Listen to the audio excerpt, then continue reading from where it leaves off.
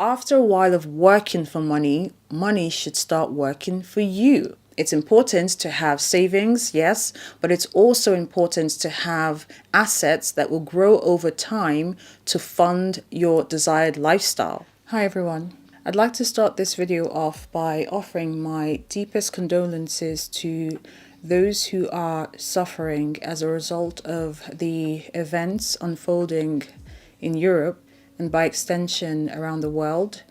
It is absolutely shattering and shocking to see what is occurring right before our eyes in the 21st century.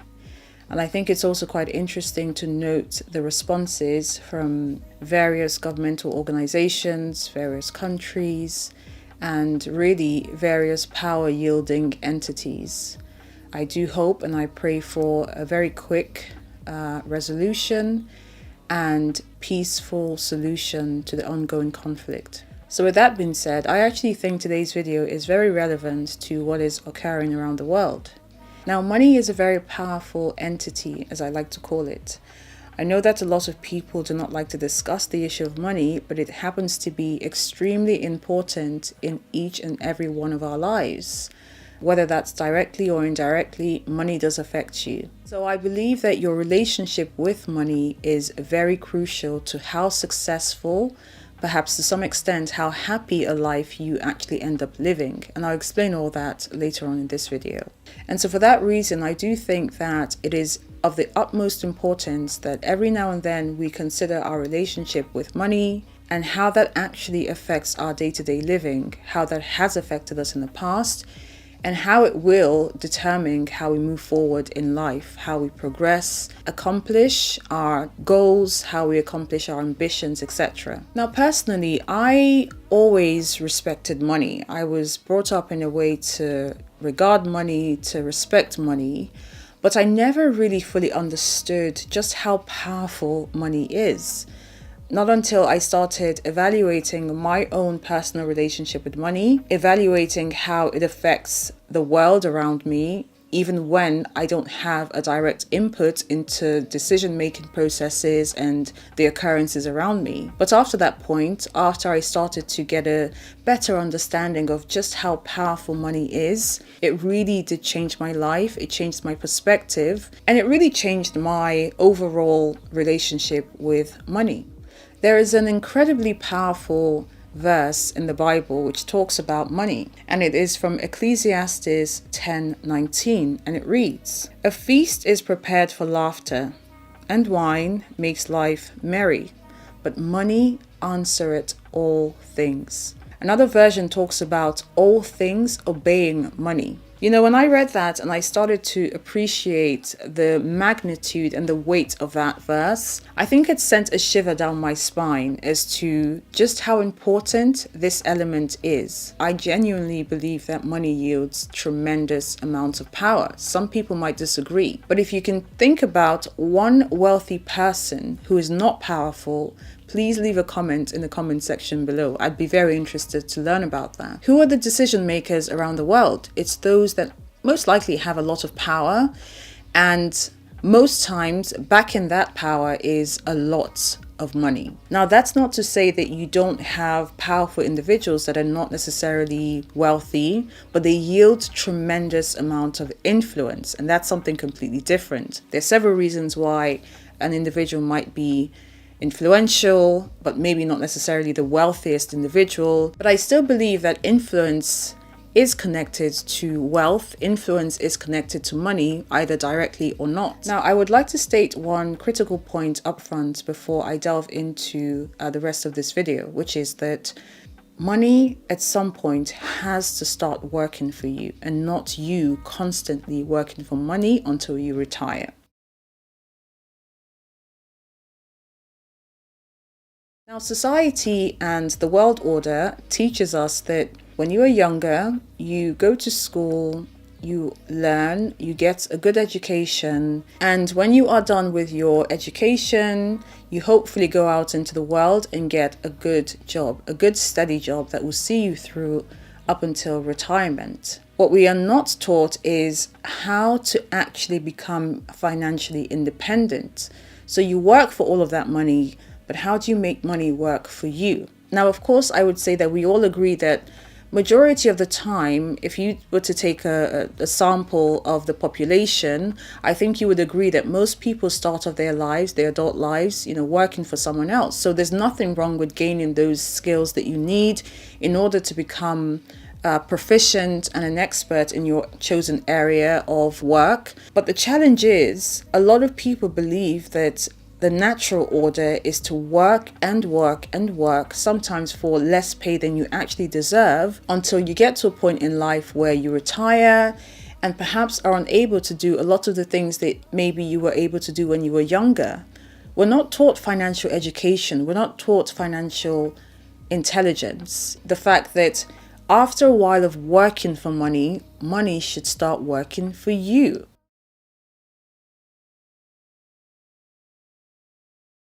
I want you to think about, number one, what your relationship with money is. If you were to lose your job today, would you be able to cope? Would you be able to meet your basic needs for the next year, for the next 6 months? Are you someone who prefers current consumption versus future comfort? Now, data shows that the average household has just enough savings or enough funds to last a few weeks or perhaps a few months in the worst case scenario. I understand, of course, that there is a panoply in terms of earning and income levels, so I want to speak more broadly, if I may. What we are not taught in school, as I said before, is financial literacy and education.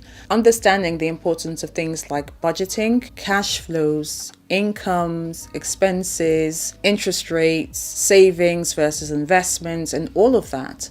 And one of my passions, and luckily what I do for a living, is exactly that.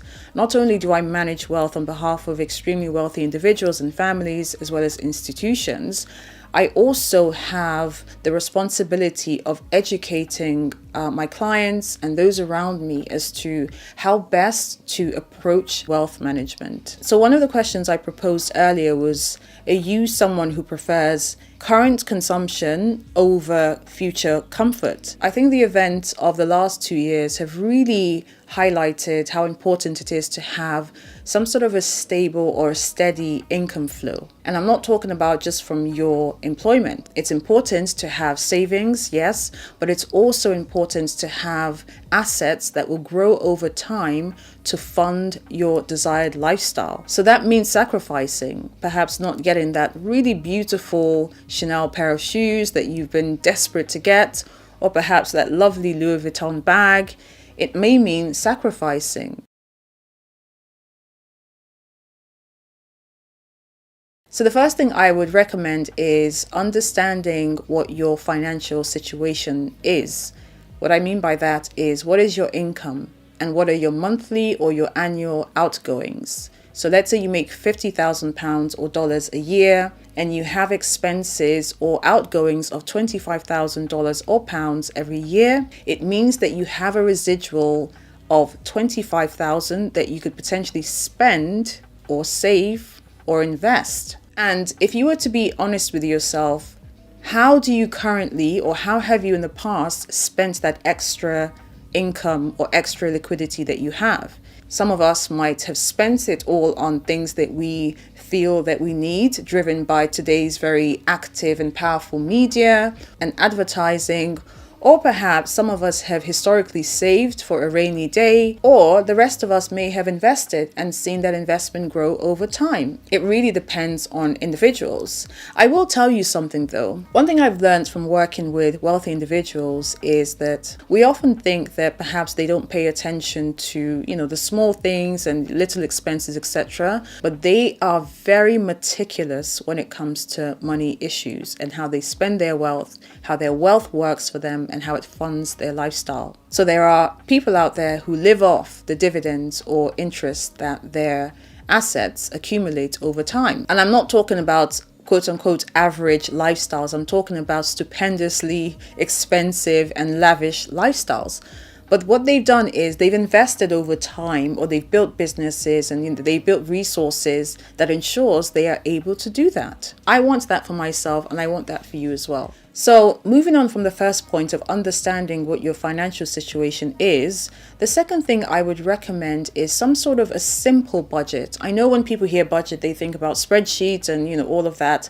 No, it doesn't have to be that complicated. Just a basic budget on what you spend your income on and what is left over. This will help you understand exactly what your residual or excess income is. The third point is to think about how you would like to spend the excess funds or cash flow that you have. Would you like to perhaps invest that in a savings account, which, will yield you something, maybe 25 basis points or, 50 basis points, versus investing in an asset that will grow over time? Within investments as well, you want to think about whether you are someone who appreciates capital appreciation, i.e.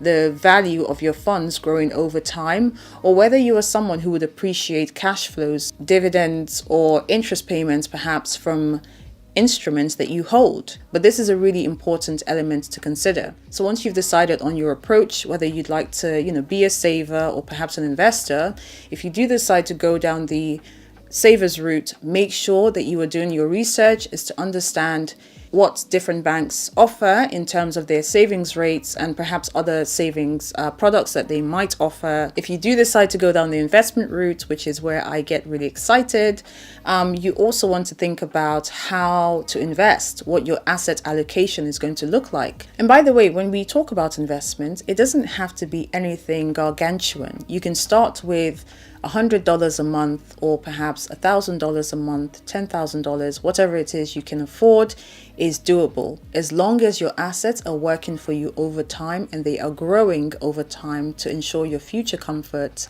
and lifestyle. That is the most critical and important thing. And of course, for those who would like to pass on wealth to their future generations, it's very important. But I think the last 2 years has shown just how resilient we are, and also brought to light that the world won't stop if you start working from home. Employers oftentimes enjoy the narrative that, everybody has to be at work, otherwise the business just won't function and everything will fall to the ground.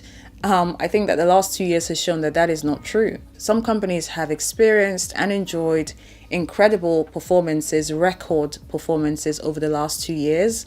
And it just goes to show that it's really about your workforce, the passion behind driving the business. But I digress. The point I'm trying to make is that a lot of people have taken time out over the last 2 years to really think about what money means to them, how they can acquire additional streams of income so they are not reliant on just the one source, which might be, for example, your employment. But also what is important is once you've built your multiple streams of income, how do you manage the inflows and the revenues and the cash that comes from that? And the last thing I would like to point out is the importance of sacrifice.